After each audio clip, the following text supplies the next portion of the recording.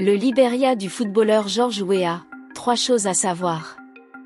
Le Libéria, où se tiennent le 10 octobre des élections présidentielles et législatives, est un pays anglophone d'Afrique de l'Ouest, toujours meurtri par 14 années de guerre civile et une épidémie meurtrière d'Ebola. Le président sortant et ancienne star du football George Weah, briguera un second mandat. La plus ancienne république d'Afrique noire a été fondée en 1822 sous l'impulsion des États-Unis, pour d'anciens esclaves affranchis qui ont baptisé la future capitale du pays Monrovia, en hommage au président américain de l'époque, James Monroe.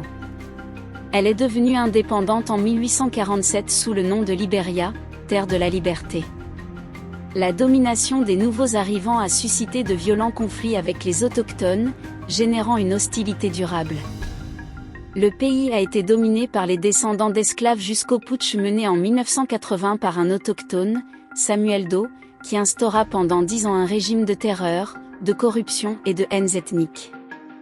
Capturé en 1990, en pleine guerre civile, Samuel Doe fut torturé à mort par les hommes du chef de guerre rebelle Prince Johnson, aujourd'hui sénateur.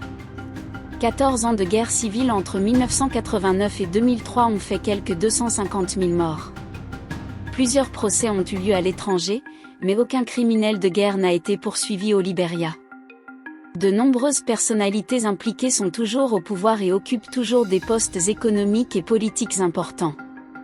La première guerre civile a débuté fin 1989, déclenchée par le Front National Patriotique du Libéria, NPFL, du chef rebelle Charles Taylor pour renverser Samuel Doe.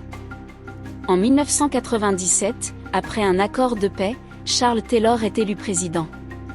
En 1999, une nouvelle rébellion éclata au nord. La guerre s'acheva par un siège de la capitale en 2003, Charles Taylor fut contraint de quitter le pouvoir en août et un accord général de paix fut signé.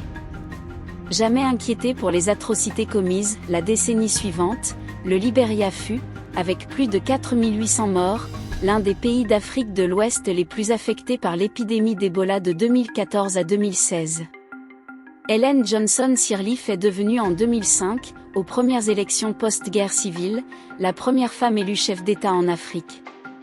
Elle a été réélue en novembre 2011, un mois après avoir obtenu le prix Nobel de la paix.